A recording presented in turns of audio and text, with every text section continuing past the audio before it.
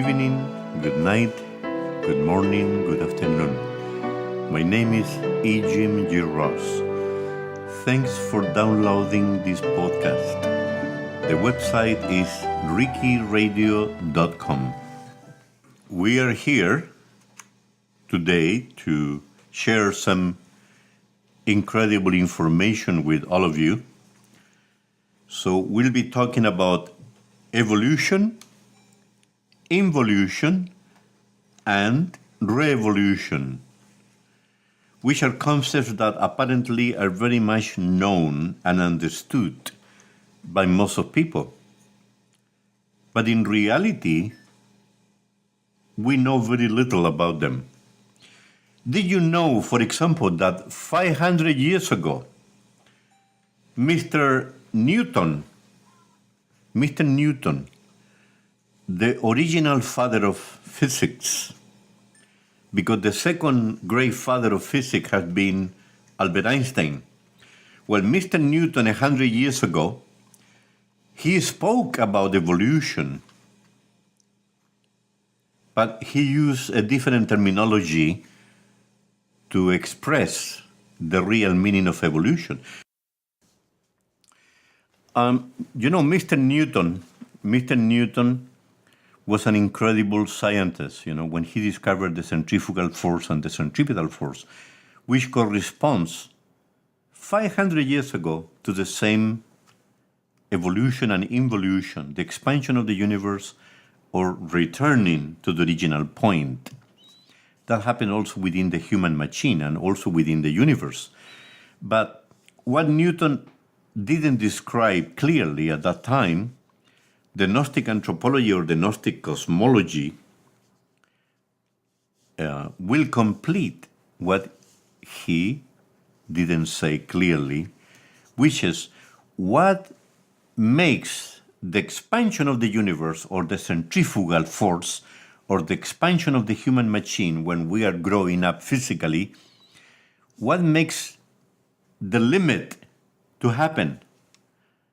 And also when we return to the beginning, which is shrinking, devolving, returning to the original point, the centripetal force, explained beautifully by Newton, the Gnostic cosmology will reinforce the concept, but explaining that there is a limit for that.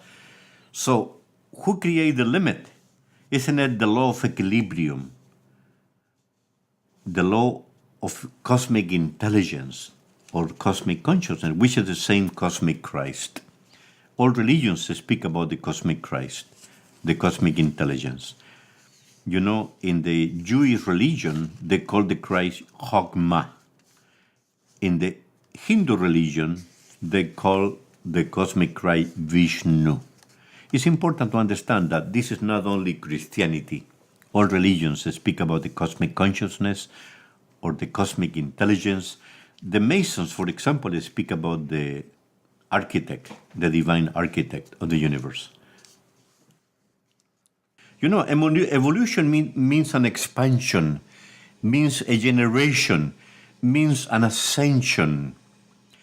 He discovered not only gravity, the law of gravity, he discovered also the centrifugal force of the universe in its march. Centrifugal force means, the planets move and dance within the universe the same way our atomic particles also dance within our bodies.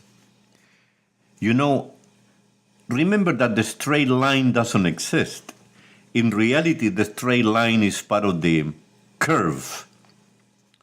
The universe moves in a curve manner, in a spiral way. So essentially, the centrifugal force represents that moving from the center into the outside. Let me give you an example. When our physical parents procreated us, one spermatozoa united with one ovule of our mother, our physical mother, and they became the original cell.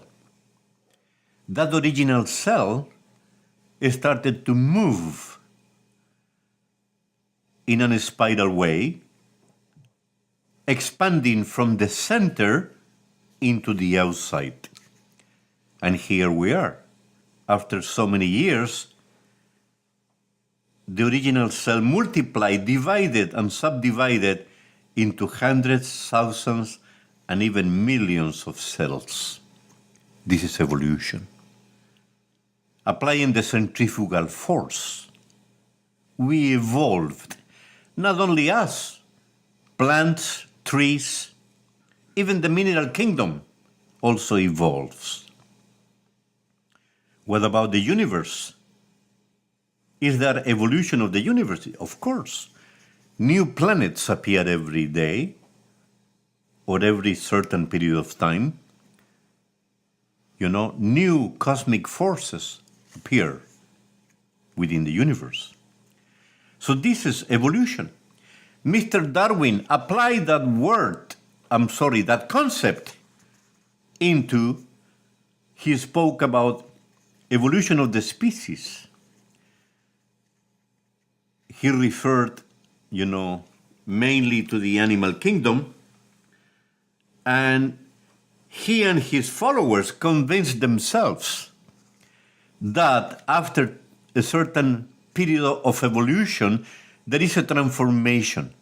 A species transforms into a different species, which has never been proven.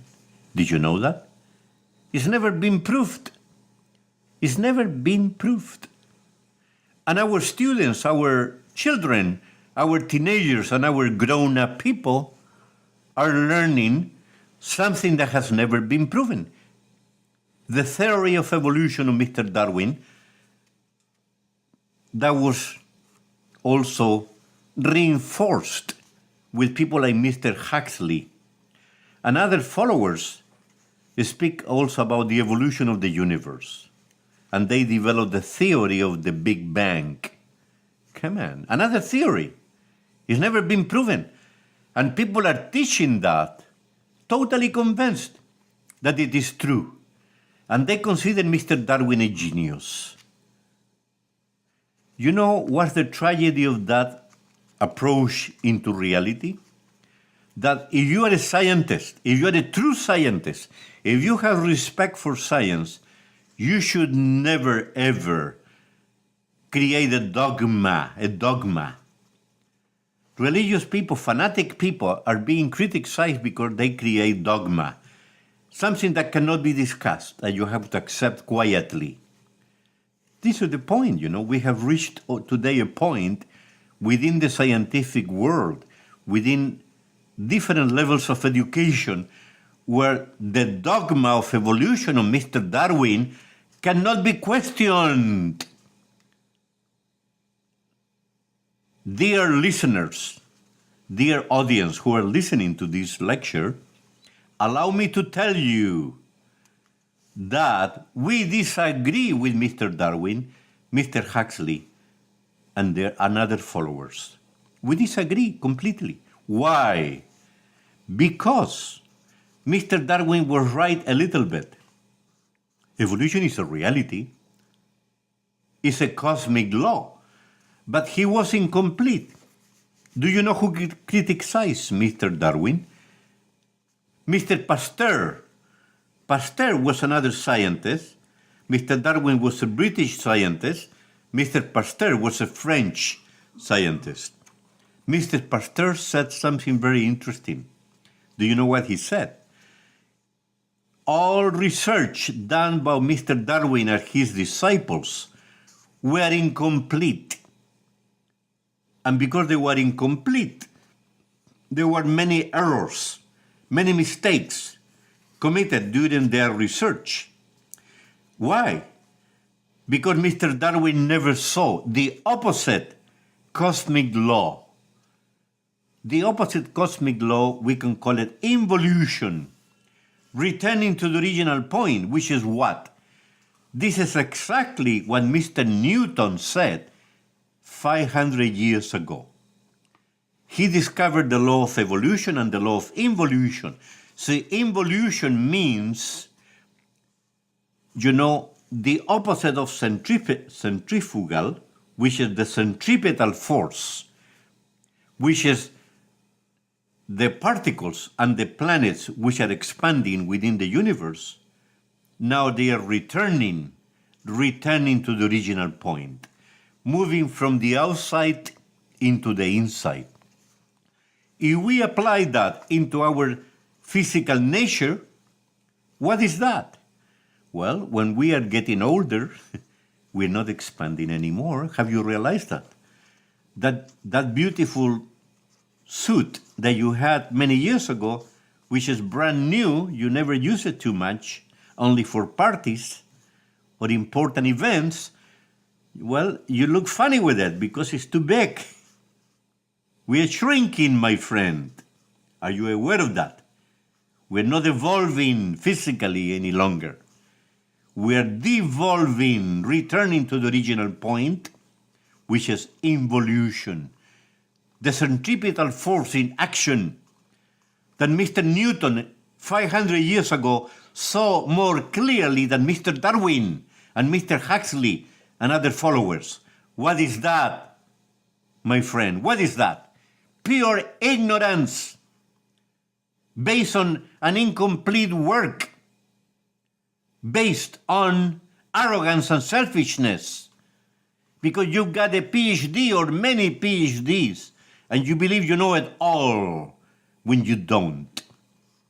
We have to be realistic. So, evolution and involution are cosmic laws discovered already by Mr. Newton 500 years ago, and only developed halfway by Mr. Darwin because he never saw involution. We can also say evolution represents an ascension, a generation of life. When we were babies, we evolved into childhood, later into being teenagers, adults. But then after that, we come back to the beginning. We are aging, we are shrinking. So after that, we enter into degeneration. Don't we like the word? Maybe we don't. I don't like it very much. We enter into degeneration of the human machine. Then after, we will die. Physically, we will die. Our matter will continue transforming to energy. Our cells will disappear, but then molecularly we will continue, and atomically we will also continue what we used to be. You see? So, evolution and involution, according to Gnostic anthropology, which are our studies that we are trying to share with the entire human race, evolution and involution are cosmic laws. Generation and degeneration are life and death. So they are mechanical cosmic laws. So is it then life mechanical? Well, part of life is mechanical, but another aspect of life is not mechanical. Our spirituality, our spirit is not mechanical. The spirit, listen to this carefully, the spirit doesn't evolve, doesn't involve. The spirit is not imprisoned within mechanicity. The human spirit is immortal. It has always been, it will always be.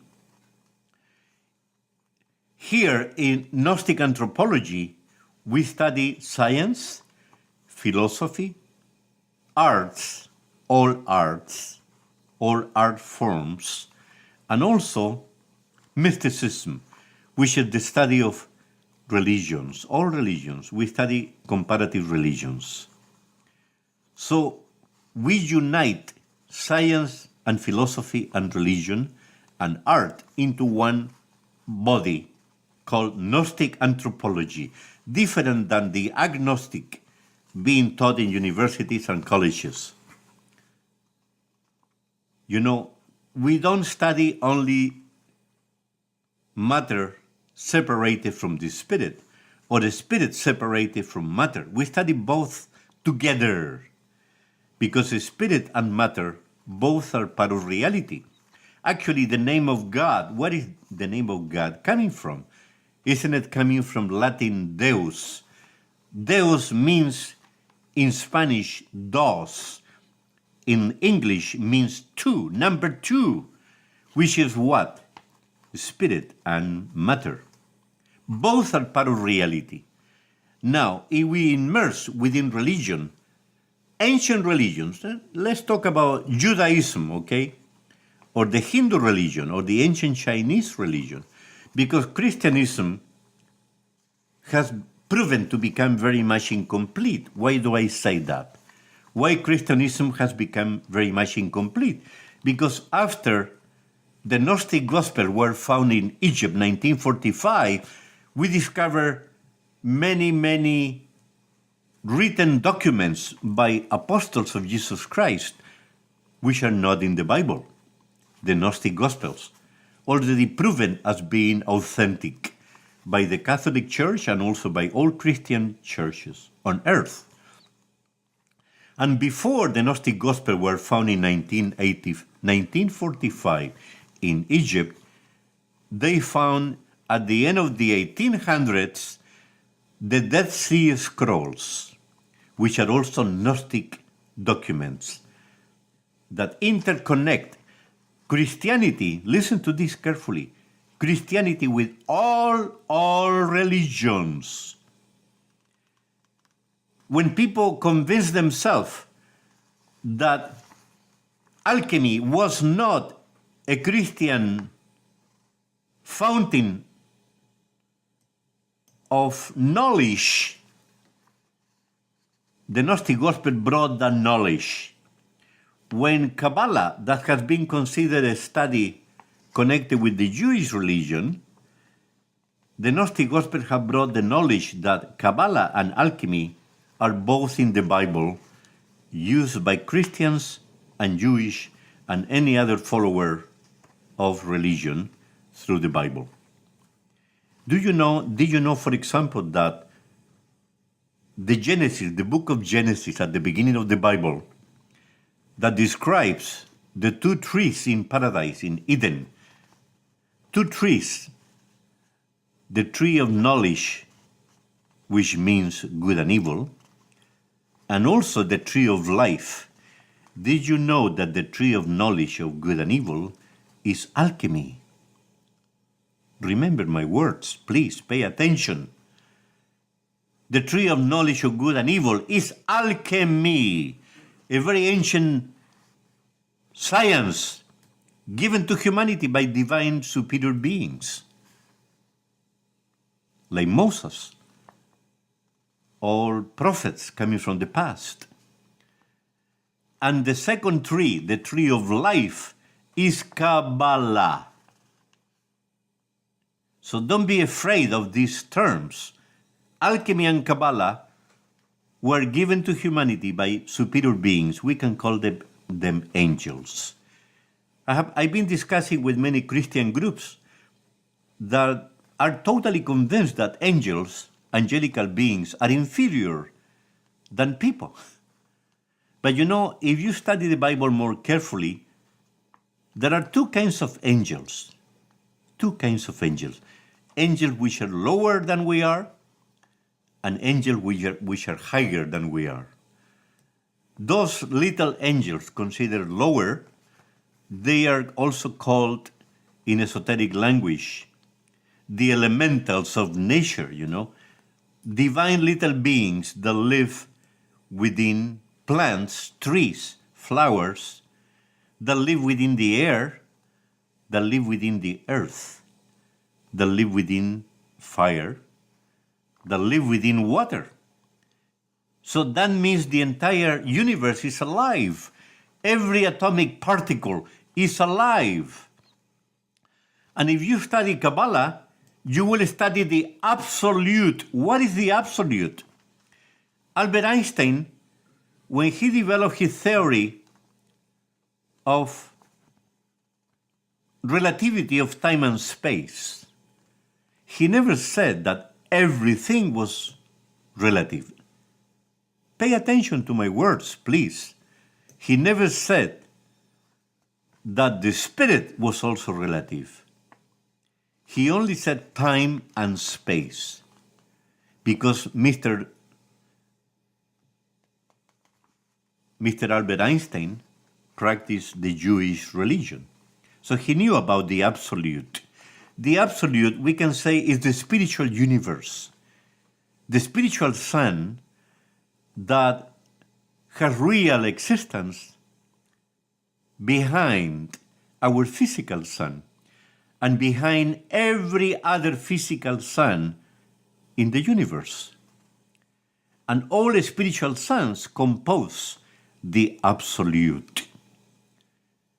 So when people say life came from the Big Bang theory, they are again fooling around with science and reality. Because life can only descend from life. Life can only come from life. What are we talking about? That life didn't exist, didn't have reality before the Big Bang explosion? Come on, Stop being Mickey Mouse individuals playing with people's indifference to reality. Come on, What kind of leadership is that? You're abusing, yourselves and abusing people's perception of reality. Life can only descend from life, and the universal, fountain of life, or the absolute, has always been, will always be. It has no beginning, has no end. Can we understand that through our tiny little brains? Of course not. Because our brains have a beginning, have an end. Don't confuse to be, being, with existence. To be and to exist are totally different situations. To be means being with no beginning, no end, which is our real spiritual being. The reality, our real being, is spiritual. We are a tiny little piece of the universal spiritual being. And matter and the universal spiritual being created the spirit and matter.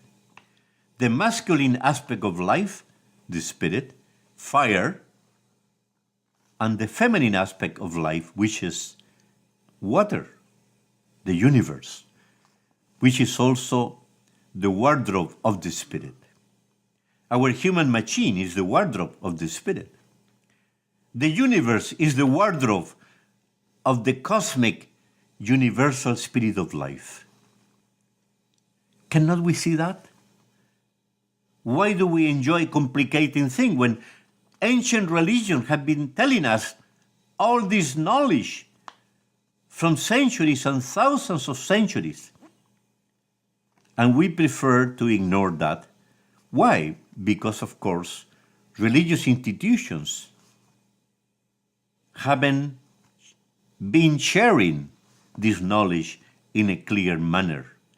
They have confused people. Also because they've been trying to hold a position of power. And of course, they were involved into politics. They were behind the monarchy. Sometimes they had more power than the kings and queens in the past. And after, when we moved, into a more modern world, they were behind many dictatorships, divorced from science. And this is the problem, Jesus Christ accused those religious institutions and religious individuals who enjoy praying loudly to be seen, considering themselves superior to others, when in reality he called them Pharisees. What's a Pharisee? He described them, whitened sepulchres in the cemeteries, whitened outside, but rotten inside. people pretending to be superior spiritually when they were not, full of arrogance and selfishness.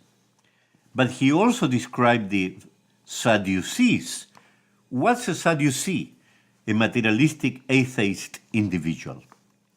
What's a materialistic atheist individual? Is someone who believes, only believes, that there is no divinity, there is no God. They cannot prove anything. So both have been heavily criticized by Jesus Christ. Pharisees and Sadducees, the two extremes, who created each other through confrontation without resolving the main issue, which is discovering the inner reality of all realities, which is our real being. The absolute. The absolute created the universe.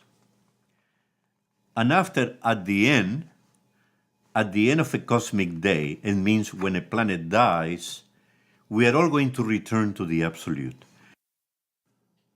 So we have mentioned that at the end of a cosmic day, which is the life of a planet, we are all going to return to the absolute, the homeland of the spirit, the homeland of our real being.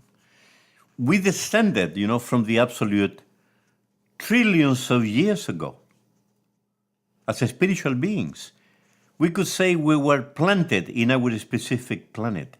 We could have been planted in any planet. And Mother Nature provided us with the bodies, with the wardrobe of the Spirit, with the vehicle of the Spirit. The feminine aspect of God, Mother Nature, and the masculine aspect of God, the Holy Spirit, fire itself, or light crystallized, because our real being is light, pure light. That light crystallized into fire to procreate the universe, or water, and then between the amalgamation of fire and water, here we are. Remember that we are made of water. Our human organism has 80-90% of water. And our electricity, what we call electricity, we don't even know what electricity is. It's the same solar energy coming from the stars and our own private sun. So essentially, you see, here we are. We are alive. We descended from the absolute. Through the what? Through where? Through what is called the black holes. Remember that?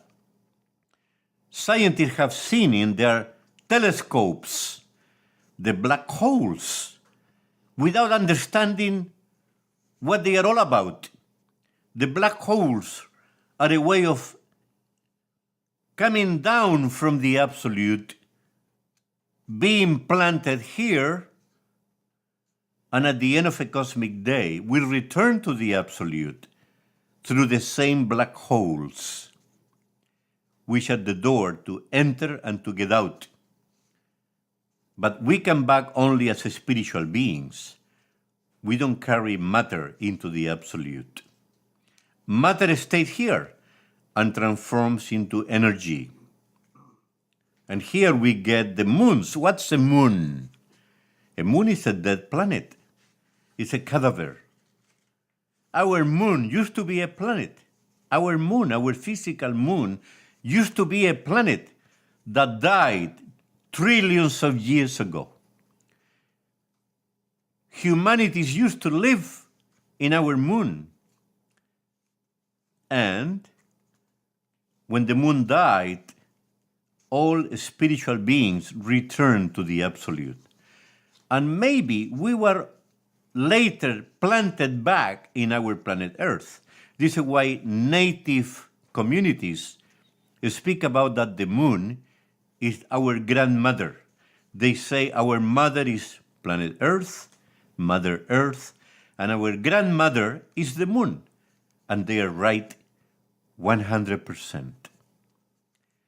So the moon used to be alive. It's not a piece, it's not a little piece of the planet Earth like many people believe. Nothing to do with it. When our astronauts went to the moon, they brought some rocks, and through analysis of those rocks, they discovered that the moon is much more ancient than the Earth. Okay? So let's clarify also that point and stop fooling around. Now, so the absolute has always been, will always be. It means we, you and me and everyone else, we have always been, we will always be, because death is only a transition. It's part of the school of learning. We are here to learn, to do what? To experience what we should call the self-realization of what? The self-realization of the spirit and matter, which is to be able to crystallize the spirit, the light of the spirit to become crystallized, and to be able to spiritualize matter. When we learn to do that, we unify light and matter. And there is a way to get there. This is why when Jesus Christ resurrected, it's because he did that. He accomplished the highest purpose of life, which is to reach what? Resurrection. To resurrect physically. Physically. To defeat physical death. Is it possible? Yes, it is. Can we all do it? Yes, we can. Jesus Christ didn't come to teach us that he was a Superman far away from us, and we all had to wait for him to come to help us. He came to teach us to become like him. Same way with Moses. He came to teach us exactly the same. Moses, Krishna, Quetzalcoatl in ancient Mexico, Huiracocha in ancient Peru, Hermes Trismegistus in ancient Egypt. They all came to teach the same principles. The only difference is that Jesus Christ portrayed the physical resurrection physically in a complete manner. The other master that came before didn't do it physically, because Moses, for example, his physical body was never found. When he walked away from the multitudes and went up all the way to the mountain where he had descended before, he returned to the mountain, to the top of the mountain. And when his followers wanted to look for him, they could never find him. It means that he also resurrected. They can enter into a spiritual universe or higher universes, higher dimensions of time and space, and they can live also among us, helping us without being noticed. But the purpose of Moses was not to teach us about resurrection, or Buddha, or Krishna, or whoever, had been sharing with humanity this divine knowledge, which is also pure scientific knowledge, because science and religion and philosophy and art, they are all divine. I'm telling you, one day, science and religion will become one. Don't we like it? Of course, many people don't like that. Science and religion will become one. Remember my words. So essentially, our poor little brains from our physical body cannot understand, that situation that our real being has always been, will always be. We only understand existence, which is a beginning and an end. But this is why we need to awaken our consciousness.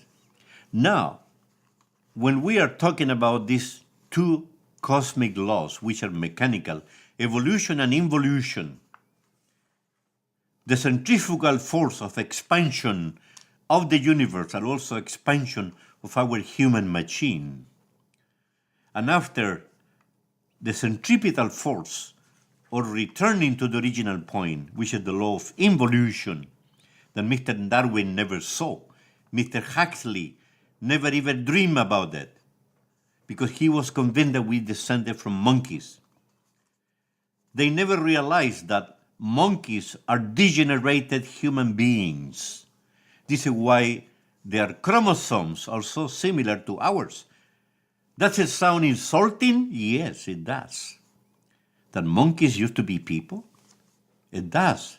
It sounds, ridiculous for many people. But because of the law of involution, the law of degeneration, monkeys are the manifestation of the human cells and energies from people who already died and came back in a lower stage. We don't like it? Yes, we don't. But it's up to us. It's up to us to walk away from evolution, involution. Evolution, involution, two mechanical laws. The ancient Egyptians knew about this? They call it the wheel of samsara. The wheel of fortune, up and down, up and down, up and down. Do we like that? Well, we shouldn't like it. We shouldn't like it. I don't like it personally. I don't like to live a mechanical life. Is there any way out of a mechanical way of life? Yes, it does. Which is what? Re-evolution. Because evolution is not enough to ascend into a higher level of life. Re-evolution means regeneration. Evolution is generation of life. Involution is degeneration. Can we regenerate? Yes, we can. How can we do it? Well, this is very, very important. Awakening our consciousness. Consciousness means soul. What is soul? What is consciousness? Isn't it the bridge between the human spirit, our real being, and the mind and the body? The bridge is the soul. We have to make that bridge enlarged, bigger, stronger. Our perception of reality is connected with that. Awakening our consciousness, because we are sleeping 24 hours a day. Awakening our soul. So, when we learn to rebel, listen to this carefully. There are two kinds of rebels. Rebel without a cause. And number two, intelligent rebels. What's an intelligent rebel? Well, the one who is searching for justice and really contributes to do justice. But I'm not talking about violence here. I'm talking about an intelligent rebellion, which is what? When we learn to rebel against ourselves, against our lower nature, which is ego. What is ego? Isn't it me, me, me, me, me? Number one, number 100, number 100, number 1,000,000. That's ego. Based on fear, Isn't it the same animal psychology? And the soul is real human psychology. The soul means all of us are important, not only me. Because the perception of me is very limited. It's egotistic, and it's not intelligent enough. Even many people believe that being egotistic is good. There was a movie, that was made a few years ago, and now they made part two, where they said, the main motto of the movie was greed is good, you know. And now they made part two, and in part two of that movie, they say that greed is not so good as they used to believe it, because it creates only enemies. The ego, dear friends, create only enemies. So what is the intelligence? It creates wars, it creates violence, it creates divisions, it creates pain, suffering, poverty, hunger. This is the ego. What is the intelligence of the ego? There is no intelligence. But the soul is searching for peace, is searching for happiness and justice for all, is searching for a better world, is searching for improving the environment, because we made our planet sick of our own illnesses. Mental, emotional, and physical illness were transferred to our planet Earth. Our ego, which is also an illness of the soul, made our planets ill, sick, because ego means also unconsciousness, infraconsciousness, opposite to consciousness. So it's an enemy of the soul. So when we understand that the ego has to be annihilated, eliminated, dissolved, we have started the process of revolution of our soul. Transformation, deep transformation. Jesus Christ speaks about that. The 7 deadly sins: lust, anger, greed, arrogance, envy, laziness, gluttony. The 7 deadly sins. If we transform them into the opposite, instead of lust, making love with love. How can we make love without love? Instead of arrogance, learning to be humble. Instead of anger, serenity and patience. Instead of envy, being happy for the success of the others. Instead of greed, what's the opposite of greed? Learning to share with everyone. Generosity. Maybe you don't have any money to share, but you can share your time. You can go to visit ill people in hospitals. You can give hope. If you have some knowledge that everybody ignores, share that knowledge. Make a little sacrifice, the law sacrifice. You see? So instead of laziness, being industrious. Instead of gluttony. Gluttony is not only eating too much, it's also drinking heavily. Well, moderation. So the 7 deadly sins have to be transformed into the 7 virtues of the Spirit. We have to. That's a revolution of the soul. A deep transformation psychologically. We have to change our way of thinking. Did you know that Jesus Christ spoke about this 2,000 years ago? When he said, for a new wine, listen to this, for a new wine, we need new containers. What is that? The new wine is the doctrine of the Christ, the doctrine of resurrection, perfection within perfection. So the new wine is that, is knowledge plus knowledge plus knowledge, is wisdom, is consciousness, is love, is God manifested through us. So we need new containers. What are the new containers? A new mind. A new mind. Remember my words. We need a new mind, a new way of thinking. And that new way of thinking is a revolutionary thinking. Stop being imprisoned within involution, a mechanical life where we are going nowhere. Up and down, up and down. Do you like that? Do you enjoy suffering? Come on. Come on. Do you enjoy being up and down? Like a toy?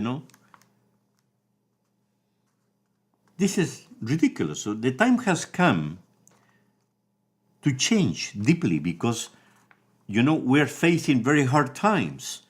Our planet Earth is very ill and it's going to recycle by itself, with us or without us. Only if we change our way of thinking, we'll be able to cooperate with planet Earth. We have to heal ourselves. Then we can contribute to healing our planet.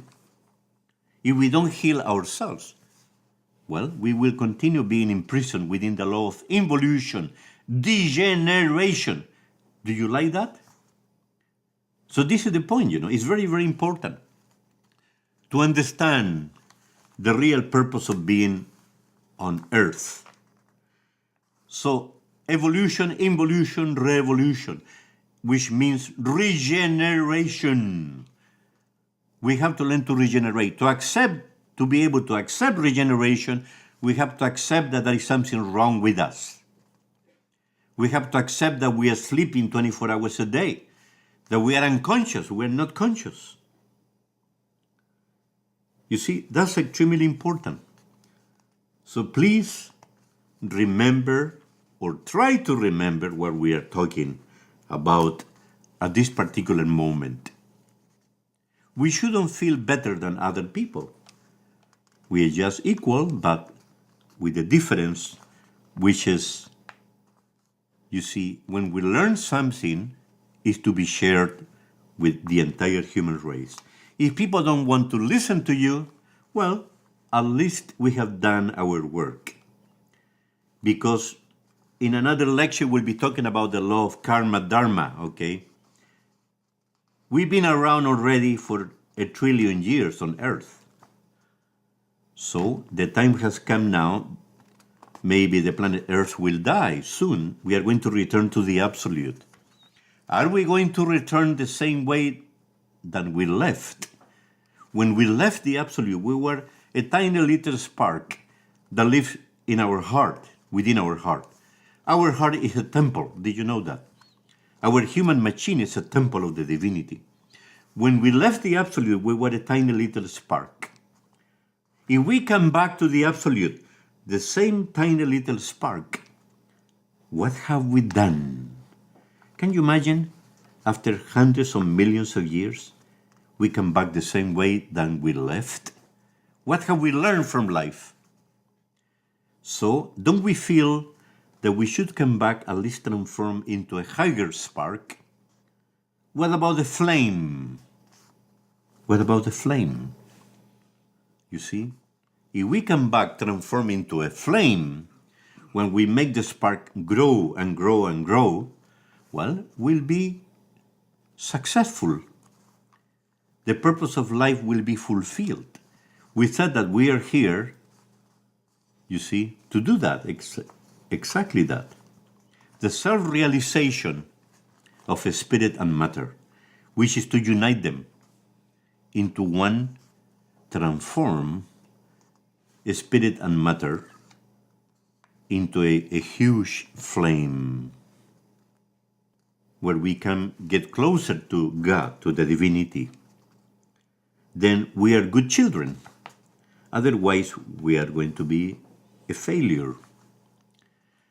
So basically, evolution, involution, revolution, it's important to understand that, clearly, that, in another lecture, we'll be able to continue developing, new perceptions of reality. Evolution and involution are cosmic laws.